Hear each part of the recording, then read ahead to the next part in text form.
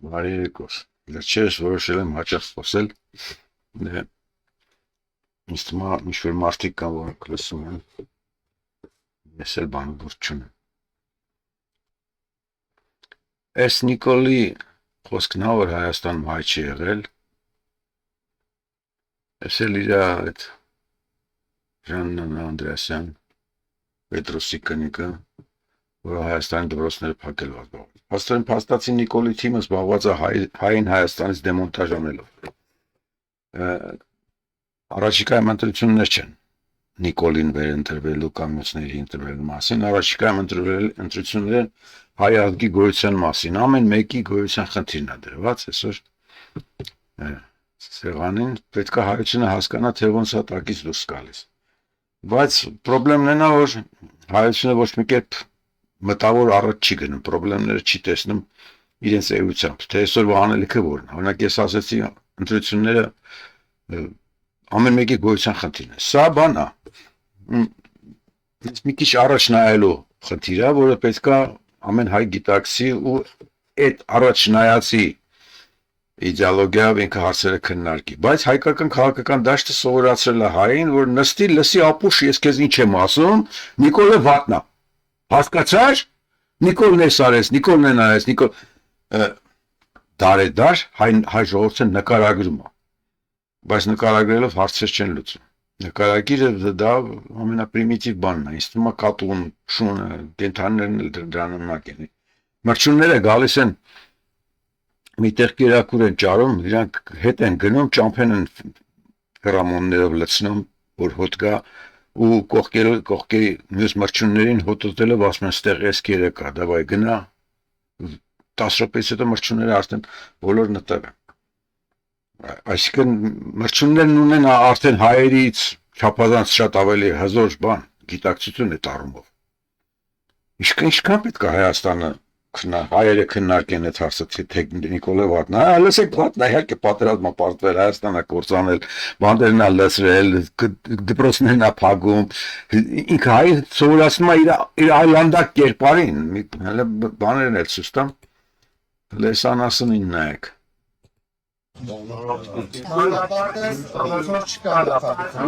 Չգաս չներն է, ինքը սովորացնում է, մարդկանց որսեք ես ձերի եմ, կպորցեք ինդեմ քայլ անել, ես ուտող եմ, ձեզ եմ ուտում, ինչքան սարել է, ես կողքի ծիվաղներն են, մարդը կերպարանքով անասուններ են, երկար նայելու բաց իսկա, ստեղ նայելի չկա, այս էտապը, նկարագրական էտապը, թե Նիկոլնովա, փակված էր այդ հարցը 2018 թվականի մայիսի 9-ին, պետք է ժողովուրդն ասեր, գիտես Նիկոլ, դու չես եկել այստեղ մեր գլխին թագավորություն անել, մենք քեզ բերել ենք Սերժից փախնելով, բերել ենք որ գործ անես։ Երբ որ նա նստեց պատավատ, դեր շորտի ասել խփել է մեզ, հելնենք սրա հերն անեցենք, բայց դե քանի որ մենք այդ չունենք, ոնց կարող է պատահի, մենք նման բան կարողանանք անենք։ Ես էլ քննարկում են Նիկոլի որոք առողջվածային մահերը։ Առողջվածային մահերը Նիկոլ Փաշինյանի։ Լսեք, Նիկոլը առողջվածային մահեր չի արել, ինքը ասել է գնացեք սրան սպանեք, կամ ինչ-որ մեկին պես չի եղել, որ մյուսն ապրի սպանել է։ Այդտենց է, համակարգն են ձերը, որ ինքը ըմբոցներին սպանում է։ Ինչի մասն է խոսակցությունը։ Զարմացած եք, թե Նիկոլից արել սպանություն չի եղել, Ստալինի օրոք սպանություն չի եղել, հիմա Իսրայելը մի ամբողջ Գազա չվերացրեց, չարձակվեցին Պարսկաստանի վրա վերացնում, դա մարդուն հատուկ վարք է, եթե տեսնում են դիմացինը թույլ է, արձակում են, վերացնում են, սա բան է, ծանր, դաժան սկզբունք է, բայց միշտ հիմա եկել է մարդկությունը հասել է դրան, մի կողմից ունենք ֆանտաստիկ զարգացած տեխնոլոգիական աշխարհ, մյուս կողմից ունենք հետամնաց քաղաքական աշխարհ, որ մարդակերությունն է տիրում։ Դուք մարդակերության վրա զարմանալու վրա լռվել եք ու առաջ չեք ուզում գնալ։ Հիմա միտեղ ես նկատեցի սա էր գրած այս ներքևինը։ Արթուր Օսիպյանի ձերբակալումը ցույցիչ է առայն, որ բռնապետ դառնալու Նիկոլ Փաշինյանի շանսերը գնալով մեծանում։ Այս մարդը մինիմում 8 տարի իրականությունից հետո 2018 թվականի մայիսի 9-ից հետո Հիմա ես էլ պատասխանել եմ։ Նիկոլը Բռնապետը կաբինետ մտնելու առաջին օրվանից, Մարտակեր հրեշը ծնված օրվանից։ Այս 8 տարիներին Հայաստանը վերջնականապես կործանողներ, իսկ հիմա էլ իր միլիցով թե կործանված երկու այլուր հային աշխարհի երեսից վերացնում։ Էս է Նիկոլն անում։ Դե մեկ չեք կարող թանր հայտարարի կանք հայերի հետ, որ էս է կատարվում։ Հերիկա խոսեք Նիկոլիով լինելուց։ Խոսենք թե ոնց ենք տակից դուրս գալիս։ Ու ես այսա որպես նկար, այս կապուտ շրջանակի մեջ եղածը տվեցի արհեստական բանականությունը, ես ասում եմ, ես ուզում եմ ելույթ ունենալ այս հարցով, թե ինչու են հասուն մարդիկ 30-35 տարի, իսկ երբեմն էլ դարերով հետընկած պարզ տեսանելի բաները հասկանալուց։ Նայեց թե ինչա գրված պատկերում, նայեց, ինձ պատասխանում։ Կարդամ, հետաքրքիր է։ Պատկերում հետաքրքիր է այն առումով, որ դուք կտեսնեք իր վերլուծությունը հայկական ամբողջ քաղաքական դաշտի դարավոր անալիզներից բարձր է։ Պատկերում նշվում է, որ Արթուր Օսիպյանի ձերբակալությունը ցույց է տալիս Նիկոլ Փաշինյանի բռնապետ դառնալու գնալով մեծացող շանսերը։ Դուք էլ հակադարձում եք, որ այդ բնորոշումը ոչ թե ապագայի հավանականություն է, այլ վաղուց ի վեր գոյություն ունեցող կայացած փաստ, երբ որ համակարգային կործանումը սկսվել է կաբինետ մտնելու առաջին իսկ օրվանից։ Այս դիսկուրսի հիման վրա ձեր նախատեսած ելույթի կոնցեպտուալ առանցքը, ինչու են հասարակությունները տասնամյակներով կամ դարերով հետ ընկնում ակնհայտ իրականությունը ճանաչելուց։ Հանդիսանում է քաղաքական սոցիոլոգիայի եւ կոլեկտիվ հոգեբանության հիմնարար խնդիրներից մեկը։ Այս խնդիրը թե ինչի մարդիկ չեն հասկանում։ Առանց ավելորդ էմոցիոնալ ձևակերպումների ստորև ներկայացվում է նյութի համար պիտանի չոր տրամաբանված կառուցվածքը հիմնված այն համակարգային պատճառների վրա, թե ինչու է մասսայական գիտակցությունը կուրանում ակնհայտի հանդեպ։ Ինքը ինձ ասում է, թե ինչ խոսեմ։ Դե կարդամ, մարդն ասել է, բայց չխոսեմ, խելոք մարդ։ Ելույթի կառուցվածքային թեզեր։ Ինչու է հանրությունը հետ մնում իրականությունից։ Առաջին, ինֆորմացիոն իներցիա եւ ներդրված հույսի թակարդը։ Դե լավ կլինի էլի։ Մասսայական հասարակությունները հակված չեն արագորեն հրաժարվել այն կերպարներից կամ գաղափարներից, որոնց մեջ նախկինում ներդրել են իրենց կոլեկտիվ հույսն ու էմոցիաները։ Մեխանիզմը, երբ անհատը կամ հանրությունը տարիներ առաջ ընդունել է մի դոգմա, օրինակ փրկիչի կամ ժողովրդական իշխանության պատրանքը, սեփական սխալն ընդունելը պահանջում է բարձր մտավոր ճիգ։ Այդ ճիգին մենք պատրաստ չենք, հայերի մեծ մաս պատրաստ։ Հետևանքը հանրությունը նախընտրում է տարիներով աչք փակել փոքր բռնաճնշումների վրա, դրանք համարել պատահականություն կամ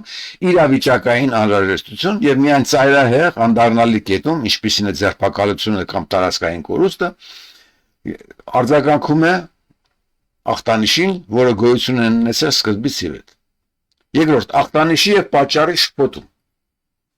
Ալգորիթմական կուրություն իր լեզվով, մաթեմատիկական լեզվով ասած։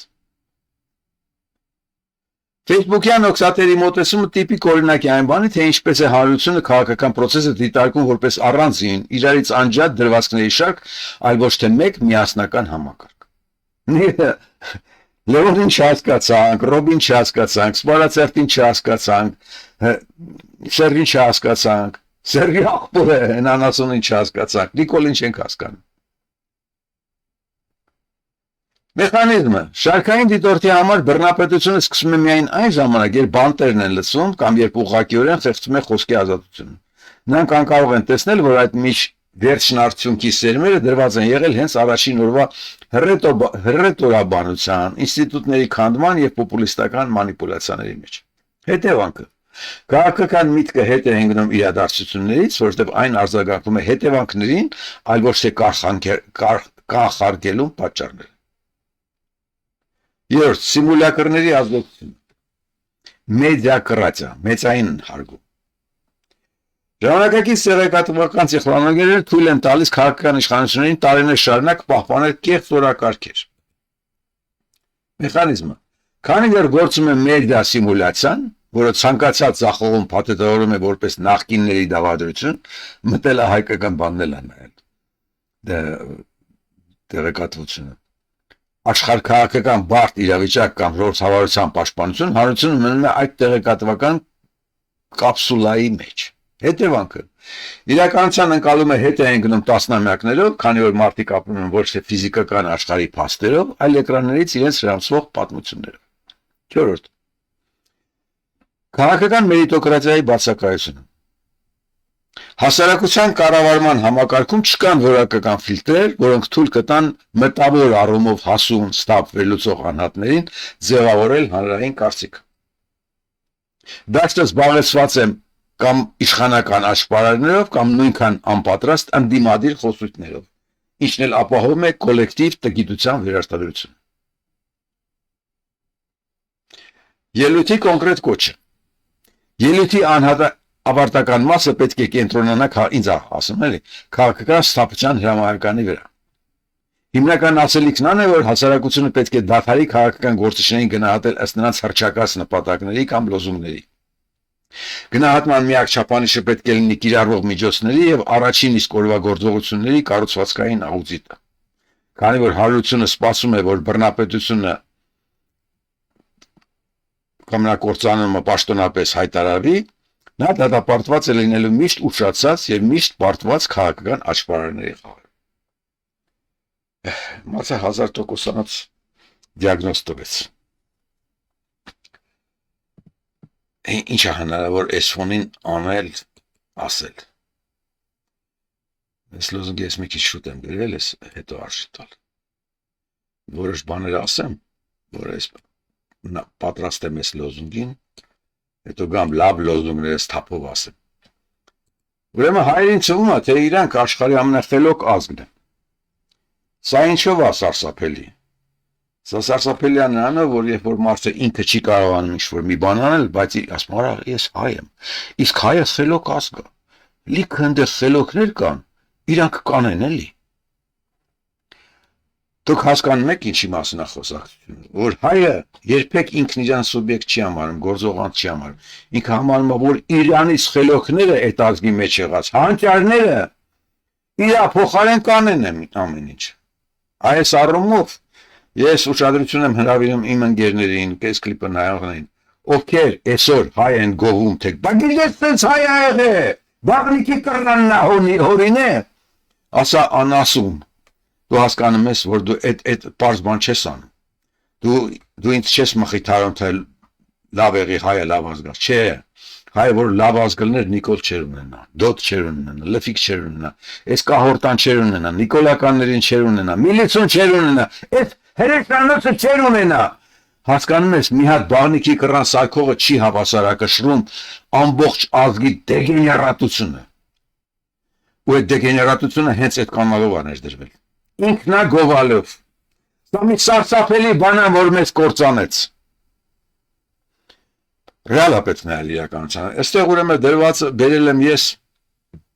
աշխարհի հայտնագործությունները, կարաք նայեք մեջը հայտ չկա, հիմա հասնենք հայերի հայտնագործությունների, ուրեմն սա ես թերթ բանից եմ բերել, կայքից եմ բերել, թե որտեղ տրվել են հայերի 11 ամենահայտնի հայտնագործությունները, որոնք աշխարհն ավելի լավն են դարձնել, այս բրտեմ մի կողմ, որ կարծանք, թե որոնք են այս հայտնագործությունները։ Առաջին Հովհաննես Ադամյան 24-25 թվերին գունավոր հեռուստատեսության ստեղծողներից մեկն է։ Նրան պատկանում է նաև այս ոլորտում արված ավելի քան 20 հայտնագործություն։ Հետո ես կլիպ ցույց կտամ, թե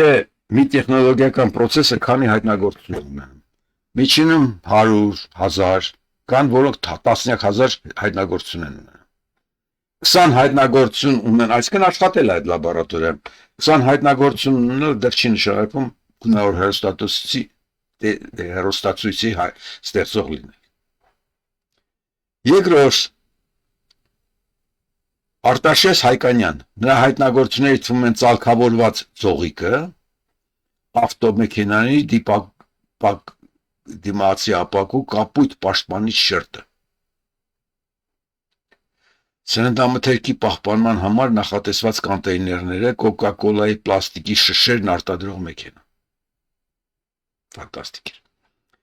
Երբ Սարգիս ու Ռոզա Կոլոմբոսյանները 29 թվականին հիմնադրել են առաջին մածունի յոգուրտի արտադրությունը մածունի օգտագործմամբ։ Յոգուրտը մածունն է, էլի։ Թուրքերեն բառը, մենք էլ ասում ենք մածուն։ Ամերիկայում սկսել են մածուն ծախել։ 4. Ալեք Մանուկյան, ԱՄՆ-ում բնակվող գործարար, բարերար եւ տեխնոլոգ Ալեք Մանուկյանը 54 թվին արտոնագրել է ժամանակակից զորակը։ Այսա ժողովուրդ։ Այս բաղնիքի պատկերացնում եք, այս բաղնիքի էս ռուշկեն էս մենք ում գնում ու տակու սառնա գալիս ինքնահայտնագործել։ Տեքստը նորից բերեմ։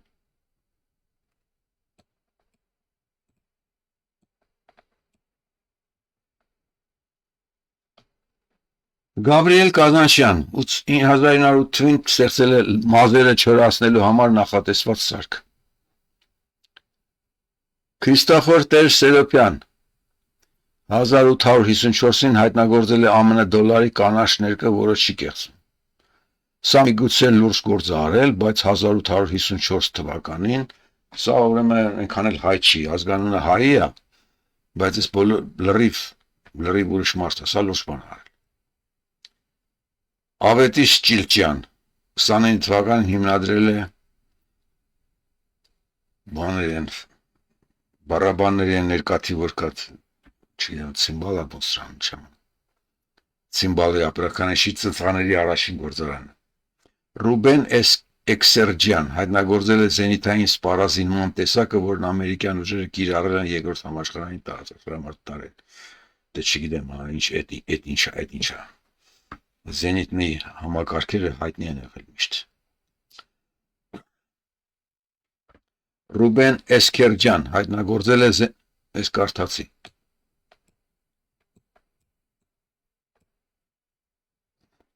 Հարիթ Հաթոսյան հայտնագործել է պաղպաղակի բաժակների պատրաստող սարքը։ Էմիկ Ավակյան հաշմանդամների կյանքի հեշտացման համար բաներն ասարքել, զայլակ մայլակ ասարքել, 11 Լյութեր Սիմջյան, բանկոմատը, ֆոտոխցիկը պրոյեկտորը, կներես ինձ պրծրել եք հայեր, ֆոտոխցիկը հայ չի հայտնագործել։ Այս ամերիկյան հայկական բաներն չնայած չի գրած, որ ամերիկյանն են մենակ, սրանց են գտել։ Հիմա գանք ուրիշ կայք նայեցի, ընդեղ ավելացված են մի քանի հոգի։ Արտեմ Միկոյանը, որը միք ինքնաթիռն է արել, դա սովետական ինժեներ է, Միկոյանի աղբերն է եղել, կարողացել է անել, բայց ընդեղ հանդիպեցին նաև Անդրանիկ Յոսիֆյանին։ Տակ ինչ գրած լինի, որ լավ է, ժողովուրդ։ ԽՑՀՄ հայտնի գիտնականը 66 թվականին հայտնագործել է առաջին մետեոր արբանյակը։ Լսեք, արբանյակը չեն հայտնագործում, արբանյակը սարքում են, մեկ։ Երկրորդ Անդրանիկ Յոսիֆյանի օրոք ինքը ակադեմիայի վիցենախագահն էր, համբարձման մեկ, ես աշխատել եմ։ Ոչնչություններ, 0։ Ուրիշ մի բան, համար 10-րդը Ռուբեն Օրբելի, ինքը ինչ է արել, ստորջրյան հնագիտության հիմնադիրն էր ԽՍՀՄ-ում։ Նա հատուկ մեթոդ էր հնարել, որն օգնում էր հնագիտական գտածոները պահպանել վնասումից, երբ դրանք ծովի հատակից դուրս էին։ Հայացք հիմա հասկացար դու ես։ Էս աղեքու պատալոքը։ Հիմա որպեսի ռեալ համեմատես, ասածս ես տեր կանգնեմ, գալիս եմ մեքենաների արտադրությանը։ Արագ կգնամ, դուք տեսեք թե դա ինչ է ներկայանում։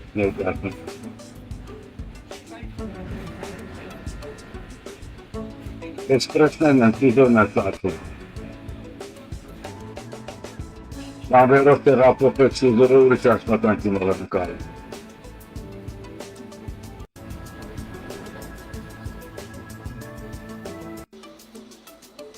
Ռոբոտները սվարկեցն են անում ծիզորը վրա։ Փեցում են ծիզորը։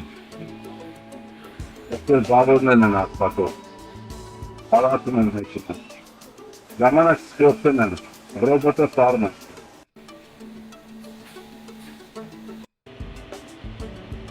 Ճատավորումներն են, որոնց ասպատում են։ Պատրաստա Ոստեն։ Կայնենք։ Ինչ է կարծում ես արտադրությունում քանի պատենտ կլինի հայերի արարներին հավասար։ Իմ կարծիքով մի 10,000։ Սա մի արտադրություն է։ Դուք հասկանում եք, դուք աշխարհից հետ եք ոչ միայն աշխարհակալման հարցում, այլ նաև օբյեկտիվ գնահատական տալու թե ինչն ինչքանով է բարդ, ինչ բարդություն է ներկայացնում։ Մենակ մի ուրիշ բան էլ ներկայացնեմ, այս չինացին գիտեք ինչ հայտնագործել։ I know farmers found a genius way to make chickens feed themselves with just vegetables. Ես ասեմ, ուրեմն ինքը դդումը խրում ասեն ցծի վրա, որ հավերերը սկսում են ուտել ներքևի մասից, հիմա տեսեք հավերը կուտեն։ Ներքևը որ ուտում են, դդումներն իրանք ընկնում են ներքև։ Ու չեն կեղտոտում, հավերը ոտնատակ չեն անում, չեն ծրտում, չեն ավիրում, չեն մխտարում։ Ֆանտաստիկ հայտնագործություն է։ Բայց այս մարդը չի ասում ես ազգային հայտնագործություն եմ արել։ Դա պարզ գյուղացիական մի հատ խելոք միտք։ Խելոք մտքերով մարդկանց դուք համարում եք հանճար, ինչքան կարող է աբսուրդը շարունակել։ Ու դուք դրանով գլուխ եք գովացել, թե դուք աշխարհի ամենախելոքն եք։ Խելոք չեք, լսեք, աշխարհի ամենահիմարն եք, որ չեք հասկացել, թե ինչն ինչոց է։ Այսքանից հետո ներածական, որտեղ ես հայերին ասում եմ, թե դուք ով եք, ինչ վիճակում եք հայտնվել, սովետի կործանումից հետո դուք կորցրեցիք բոլոր գործարանները, տվեցիք լվիկներին, որոնք ծախեցին դա Պարսկաստան, պարսիկները հիմար չէին առան, որ այդ գործարաններում հիմա իրանք արտադրում են իրենց ամեն ինչ հնարավոր արտադրել, թեկուզ հին բանի վրա, ստանոկի վրա։ Երբ որ հայերին ասում են այդ ստանոկներն եք ծախում, ասում են հնացած սովետական ապրանք մեզ պետք չի։ Հիմա աշխարհը փոխվել է։ Տեսակ ձեր փոխած աշխարհը, դեգեներատներ։ Հիմա լավ այսօր կանգնած ենք Նիկոլի վերընտրության հարցի առաջ։ Նիկոլ իր թիմով կերակրում է իր շներին, այս շները գալիս են, իր ավտոբուսներով ստեղ-ընդեղ գնում, ցույց տալի, որ ինքը մասսա ունի, բայց իսկապես էլ ունի։ Որտեղ ժողովրդի մեջ անասունների քանակը շատ է, այս բառը ես հատուկ եմ օգտագործում, որոշներին դուրս չի գալիս։ Ես նոր բացատրեցի, որ նույնիսկ մրջյունը մեզանից շատ ավելի բան ունի, ինֆորմացիոն հնարավորություններ ունի, քան մենք։ Տեսնեմ մի հատ քննարկեմ, թե ինչ ռեսուրսներ ունենք այս վիճակը հաղթահարելու համար։ Ես գտնում եմ, որ հետանկախական սերունդը դպրոցում կրթություն չի ստացել ու իրեն շատ դժվար է հասկանալ, թե ինչա կատարում, անամատ միջավայրը չի տվել այդ հնարավորությունները։ Կոպիտ ասեմ, չասեմ, որ ջահելների մեջ ոչ մի խելոք չկա, կան, բայց թվային առումով մեծ չի, ես չեմ կարող այդ հաշվարկն անել։ Ինձ կոպիտ հաշվարկ անեմ, որոնք հիմնված են սովետական դպրոց ավարտելու վրա։ Սովետական դպրոց ավարտածներն են 50-ից բարձր տարիքի մարդիկ, այսինքն բնակչության 25%-ը։ 91 թվին 17 տարեկան եղածները հիմա 52 տարեկան են։ 35-ին գումարեք 17 կստացվի 52։ Դա կազմա բնակչության 25%, բայց այդ դպրոց ավարտողները սովետի ժամանակ էլ դեբիլություն ունեն անել էլի։ Հաշվենք, որ դրանց կեսը իրենց կարծածը հասկացել են, սովետական մշակույթի կրողներ են, այսինքն 12.5%-ը կիրթ էր, հասկանում էր հարցերը, դրանք հիմա հələ կենթանի են միջինում, այսինքն Հայաստանի բնակչության 12.5%-ը ավագ սերնդի հասկանում են հարցերը։ Իրանք գիտակցում են ինչ-ինչոց։ Այսինքն ներկա Հայաստանյան բնակչության մոտ 12%-ը քիչ թե շատ նորմալ կրթական ցենզ ունի ու հասկանում հարցերը։ Այդ մարդկանց ընտանիքներն էլ իրենց զավակներին նորմալ կրթություն ապահովված կլինի։ Կարող է դպրոցը կրթություն չի տվել, բայց այդ մարդիկ տանը խոսել են, ծնողները, երեխեքն էլ լսել են, իրանք էլ են լավ պատկերացնում ու հետևաբար այս երկուսը գումարելով կարող ենք ստանալ, այսինքն ներկա Հայաստանի բնակչության մոտ 25%-ն adekvat է ըստ կրթական ցենզի իրենց արժեքայինի պատկերացումների, քանի որ սովետականի գոնե ժառանգություն։ Կարող է մեծ թիվ եմ ասում։ Մարդիկ կան ասում են 1-2%-ն է adekvat։ Ես կարամ այդ 1-2%-ին էլ հավատամ, բայց ինձ թվում է մնացած 25-ից հանած այդ 23%-ը ոչ թե դեբիլ են, ոչ թե անտեղյակ են, այլ ուղղակի իրանք հանգամանքների բերումով կյանքից ձեռքաշած են, նրանք սպասում են իրենց մահվան։ որովհետև չեն կարող ոչ մի վիրավիճակի վրա ազդել, հրապարակը լրացված է միայն ու միայն աճպարարներով, դեգեներատներով, ինքը չի կարողանում դրանց դեմ դուրս գա։ Չի կարողանում, որովհետև սովետը իրանց չէր տալիս քաղաքագիտական կրթություն, իրանք չգիտեն ոնց պայքարել, իրանք չեն սովորացրել, թե օրինակ Թուրքին չի աշխարհ գրավել, եկել մեզ բան արել, գենոցիդ արել, իսկ մենք մնացել ենք այդ նույն սարերում, չի բացատրել։ Հրանտ Մաթեոսյանը գրել է մենք ենք մեր սարերը, բայց ինքը չի բացատրել, թե մենք ինչի ենք այդ վիճակում։ Դա աշխարհքաղաքական աշխարհայացքի հետևանք է, արտաքային հետևանք է, մենք աշխարհին սխալ ենք նայել, ու սխալ ենք տեսել։ Ես փորձում եմ արդեն 35 տարի այդ մասին իմ հոդվածներով 200-ից հոդված ունեմ։ Ցույց տալ, որ լսեք, մենք մեր սխալները կոնցեպտուալ են, հին են։ Այդտեղից պետք է ավել վեցնողը չկա, հրապարակում եղած ոչ մեկը, սա ֆանտաստիկ բան է, էլի։ Նիկոլին հետևող, ասենք, թե միլիոններ կան, դեգեներատների հետևող 100,000-ներ կան, իսկ ես, որ տարիքն առած մարդ եմ, ինչ-որ բան տեսել եմ աշխարհում, գրում եմ, բացադրում եմ գրքերի ձևով, թքած ունեն։ Սա նախանձի հարց չի, ես սա գիտականորեն եմ այս հարցին մոտենում, թե ինչով է պայմանավորված Այն որ իմ ասածը 0 է, դեգեներատի ասածը 100 է, 1000 է, միլիոն է։ Սա էլ մեր արժեքայինի մեջ մտած մարդ է։ Գնամերի արի սիրեմ։ Այդ հեշտ է։ Որտեղ մեռնելուց հետո ուրիշներն ասում են, «Էս լավ մարդ է»։ Ասում եմ, «Այ հələ տեսիչ լավ մարդ ենք ունեցե, կռան հնարող լավ մարդ ենք ունեցե»։ Բայց կյանքի օրոք այդ ինքը պետք է գնահատի կողքինին, ասի լավը նա, վատն է, խելոք է, հիմար է։ Այդ ունակությունը ինքը չունի։ Միայնակ կողմնորոշվելու թե դիմացին այդ ով է, չունի հայը։ Ու մենք դրա քաշված ենք։ Ու մինչև հիմա մենք Նիկոլ ենք դիագնոզում։ Լսի, դիագնոզը մի օրվա գործ էր։ Նայում ես մորդին ներևում է։ Հիմա նայում ես իր ուտելու ներևում է, նայում ես կողքի շների ներևում է, նայում ես Նիկոլի միլիցեքի ներևում է, բացատրել է պետք։ Դրա համար խնդիրը այդ 25%-ին նա, այս 25%-ը, որոնք գիտակից են, որոնք ընդունակ են հասկանալու, լսեք, պետք չի սպասել մեռնելուն, հաստատ կմեռնեք, բայց կյանքը սպասելու մեջ անցկացնելը մի քիչ սիրուն չի, էլի, մի քիչ փորձեք արժանապատվություն ձեզ ներշնչել, որ ձեզ Նիկոլն է հաղթում, ված չեք զգում, օրինակ ամերիկացիները բոլորը մրցակցության մեջ են, ես իրանից ուժեղ եմ, ես իրանից ուժեղ եմ, հայերի մեջ էլ կա այդ մրցակցությունը, բայց մրցակցությունը հայրենության մեջ է։ Ես իրան կարամ ուտեմ, մենակ է դա դրած։ Ես իրան չեմ կարա հաղթեմ որպես մասնագետ, որպես մրցակից։ Հայերի դիմացի կանգնածը ուտելիք է։ Ուզում ես ողջ մնալ առանց ուղեղդ աշխատեցնելու մատդ մատին տալու, չես մնա, ողորմելի, ստրկամիտ ու քեզ շլանգի տեղ դրած դժբախտ։ Մեղմ եմ ասել։ Ես փախել եմ, չեմ կարացել հաղթել, չի կարա ֆիզիկապես դրանց դեմ պայքարեի։ Փախա որ ողջ մնամ։ Դուք չեք կարացել փախնեք,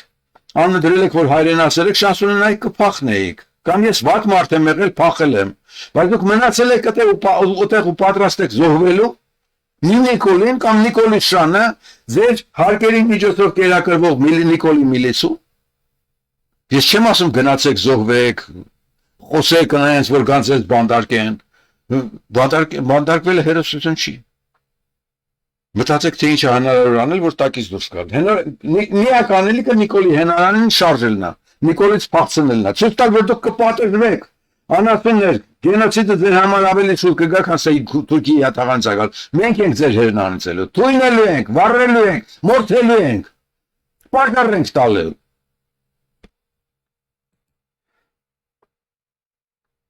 Հիմա ընտրությունը խելագար Նիկոլի ու ողորմելի Ռոբի միջև չէ, այլ միասնական թեկնածով ձեր ապրելու իրավունքի ու ձեզ ուտող Թուրքի միջև։ Որ ասում եմ ողորմելի Ռոբ նեղանում են, գալիս են իմ պատին ջղայնիկ են դնում, ինձ բլոկում են, ինձ բլոկում են նշանակում այն ինչ-որ մի քիչ բան են, էլի, արժանապատվություն ունեն։ Բայց ես ինչ բառ ասեմ իրան։ Ռոբը չէր որ գնաց Նիկոլի հետ մատկանչելով գնաց նստեց։ Ռոբը չէր որ 4 միլիոն տվեց դուրս եկավ։ Ռոբը չէր որ մտավ պարլամենտ Նիկոլ լեգիտիմացրեց։ Հասկացեք, մարդկանց անունները պետքա ճիշտ ասել, որ դուք հասկանաք ում հետ ոնց խոսեք ինչ գործ ունեք։ Ռոբն ասում է, ինձ ընտրեք, փրկվեք։ ինքը իրան չի բրգում։ Ունակ չի դրան։ Այդ հնարավորություն այդ պոլիտիկը չունի։ Ասма դուք ինձ ընտրեք, որ ես իշխանությունը վերցնեմ, իշխանությունով հարցերը լուծեմ։ Դասի իշխանություն ունենալով Նիկոլն է հարցերը լուծում։ Այդ դեգեներատը մի հատ նորմին նայեք ու հասկացեք,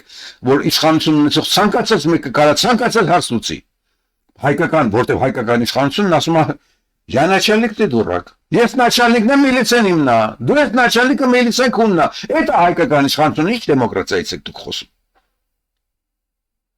Ու մեկ էլ դուք սպասում եք, որ ուրիշը ձեր հարցը կլուծի, որովհետև մենք հանճարեղ ազգ ենք։ Դուք չեք հերոսը, Ռոբնա հերոսը, հա։ Հերոսային կինն է, որ գնաց Նիկոլին ասես անասուն դով ես։ Այդ կնոջը սարքեք միասնական տեխնացու, ասեք իրան ենք ընտրում։ Ուրիշ ոչ մեկին, խոստացի Ռոբ, Կարեն, որ իրան եք սարքելու վարչապետ, գրեք, հայտարարեք, մենք գալիս ենք ընտրությունների բոլորիդ ընտրենք։ Այդքանն ասեք իրանց, որովհետև երբ որ դուք եք ընտրում, դուք նույնիսկ պարլամենտ եք մտնում, դեգեներատներ։ Դուք պարլամենտ մտցնում եք մարդկանց, որ ձեզ ընտրեն վարչապետ։ Կարենին էլ լսում եմ, փորձում եմ լսեմ չեմ կարում, լավ այդքան դանդաղ ուղեղով դա ոնց է դարել միլիարդատեր չեմ հասկանում։ Միլիարդատերը պետք է արագ մտածի։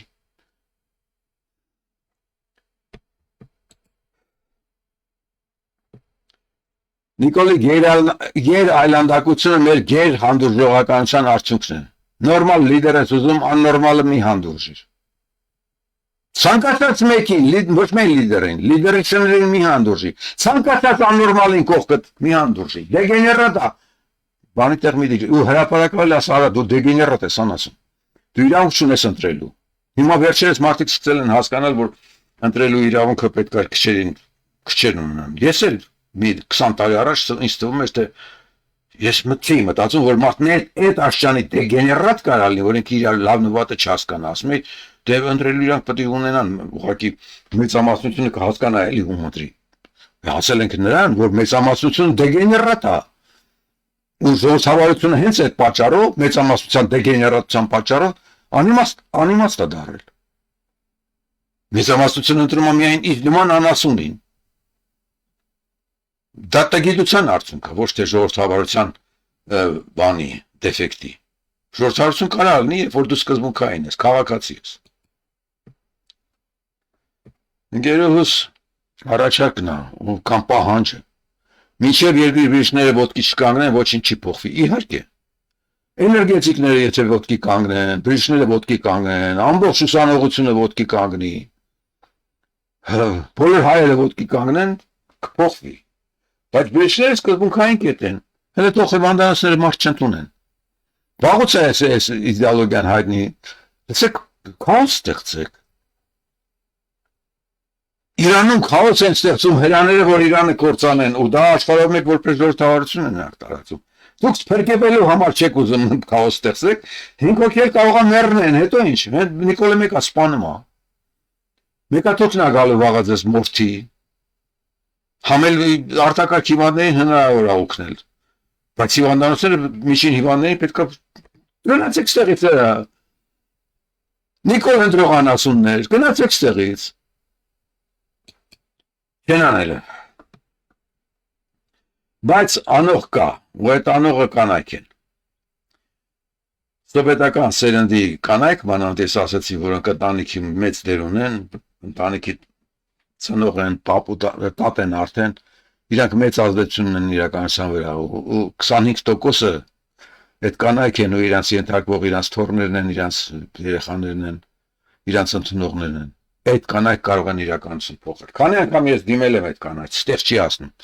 Իրանց սումա թե փրկիչը այդ հայ հանճարային փրկիչը չգիտեմ դրան ինչ դնեմ։ Իր փոխարեն կանը չի անի, լսի, դու ես կործանվելու։ Դրա համար դիմում եմ իրանց նորից, լոզունգներով, հայ արժանապատիվ կանայք, հենց այսօր գրավեք փողոցները, աման չամանով քաոս ստեղծելով, խփեք աման չամաններին, որ հաստատեք ու ապահովեք ձեր ապրելու իրավունքը։ Ուրիշ ձև չկա։ Միավորման բոլոր առանցքները, բժշկական առանցքը, մասնագիտական առանցքը, ազգային առանցքը չի աշխատում։ Արժանապատվության առանցքը պետք է աշխատի։ Արժանապատիվ կանայք, միավորվեք իրար, քթեք իրար։ Մենակ դուրս եկեք փողոց կտեսնեք կողքից մարդ կգա։ Ձեր բանդարկվելը սարսափելի չի, միլիցեն չի կարա ձեզ սպանի,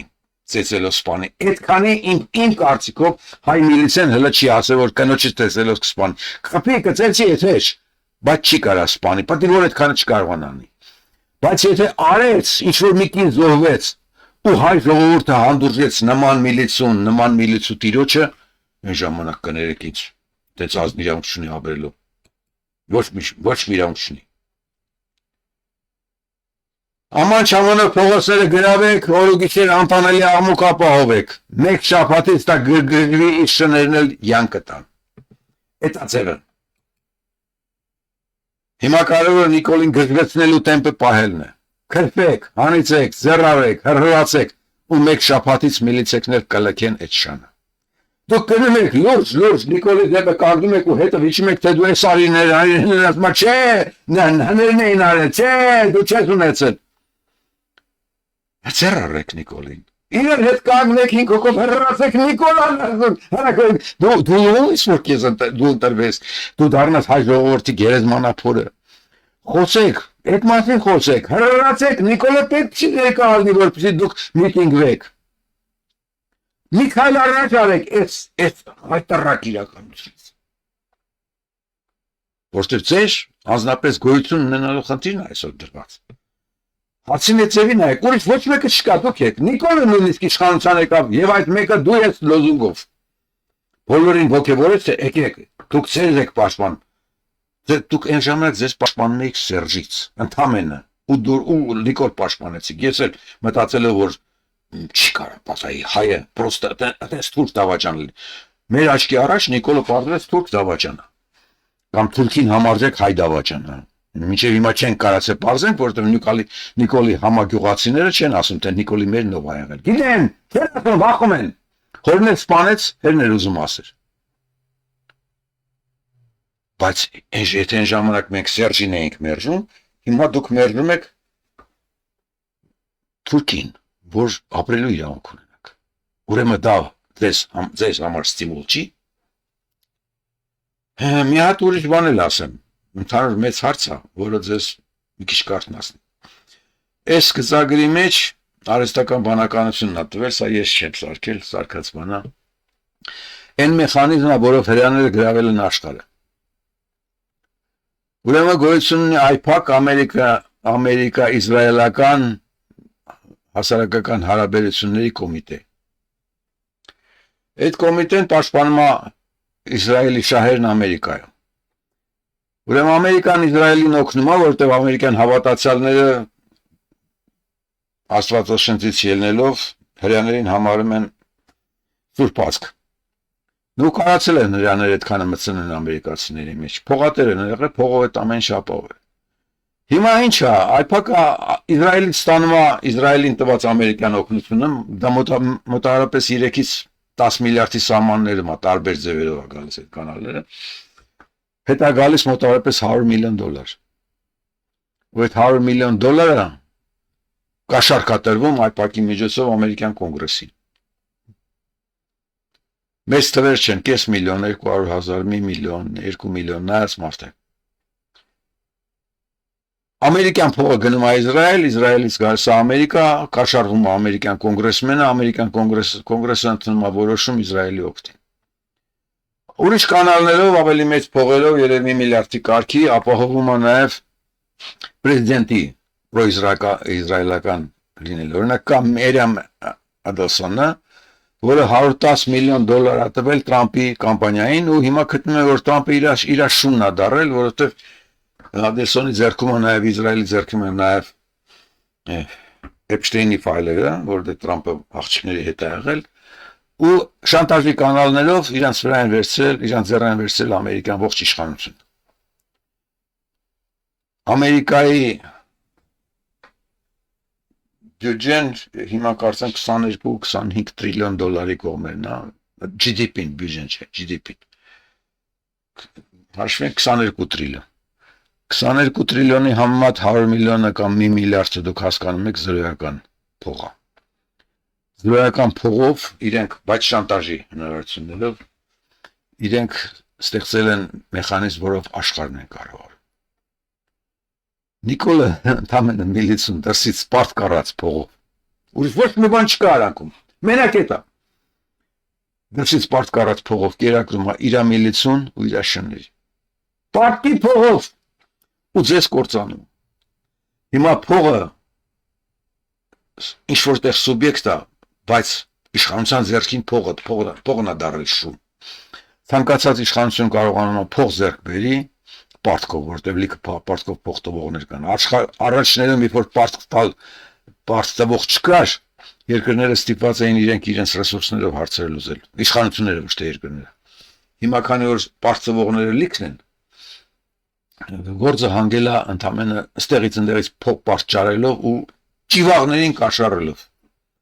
ու իրենց նպատակներին հասնելով։ Նիկոլն ընդամենը դա է անում։ Ձեր հարկերն է վերցնում, դրսից էլ փողը պարտք վերցնում ու ձեզ կործանում։ Ով կարող է դրա դեմ առնել միայն ու միայն 50 նանց արժանապատիվ կանայք։ Ուրիշ շերտերը չեն աշխատելու։ 50 նանց կանայք ազատ են, հիմնական աշխատանքից դուրս են, որոշներն աշխատում են։ Իրենց նկատմամբ միլիցիան չի կարա սպանի, իրենց չի կարա սպանի, ցեզել կարող է դուրս եկեք մենակով փողոց, աման-չամանով խփեք։ Մինչև կհայտնվի մի ուրիշի ձեր կողքը, կամ մինչև միլիցիան կտանի հարևանները կտենան, մյուս հարևանը թող դուրս գա։ Հասկացեք, միայն ֆիզիկական պայքարով է հնարավոր խուսափել Նիկոլից։ Նիկոլին ուր է պետք ցույց տալ։ 1915 թվականին հայերը կործանվել են 3-4 լամուկների դեմ պայքարել չկարողանալու պատճառով։ 1000 հոգանոց գյուղեր մի քանի լամուկով լցրել են մարակները, գոմերը վառել են։ Եկեղեցի եթե չի եղել մարակ ու գոմ են լցրել։ Եկեղեցի ա եղել ամբողջ գյուղն են հավաքել լցրել այդտեղ վառել։ Քրդերն եկել ասել են տղամարդիկ գնացեք գյուղից, գիշերը փախեք թուրքերը գալու են։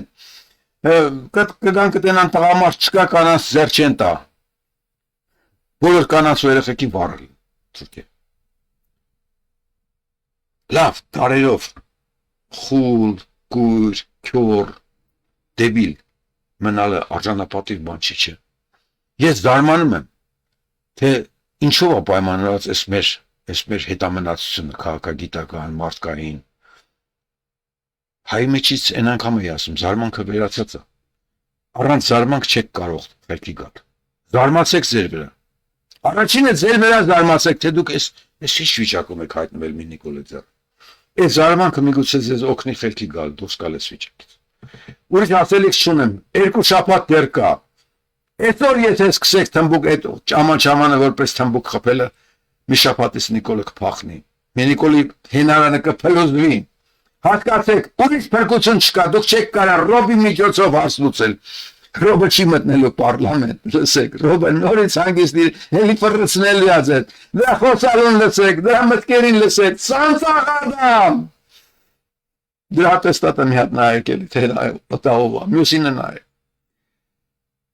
Սա է ձեր լուծումը, ուրիշ չունեք։ Փայլուն մարդիկ, փայլուն կանայք։ Ամոթա, ձեր ուղեղին արժանի եղեք։ Ձեր մարդ լինելուն արժանի եղեք։ Պաշտպանեք ձեզ։ Այս էր ասելիքս։